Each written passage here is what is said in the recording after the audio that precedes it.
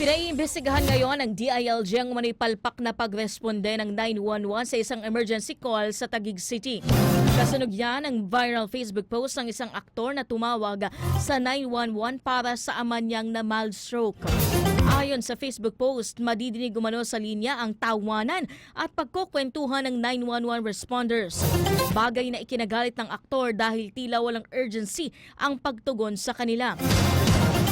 Ayon kay DILG Secretary Remulla, siniseryoso nila ang reklamo lalo't 10 minuto umano ang itinagala bago nasagot ang 911 ang tawag. Kinukumpirma pa niya kung talaga bang nakapagpadala ng ambulansya ang 911 kung saan nakatira ang na mild stroke dahil nilinaw ng kasunod na post ng aktor na patient travel vehicle lamang ng barangay ang tumulong sa kanila.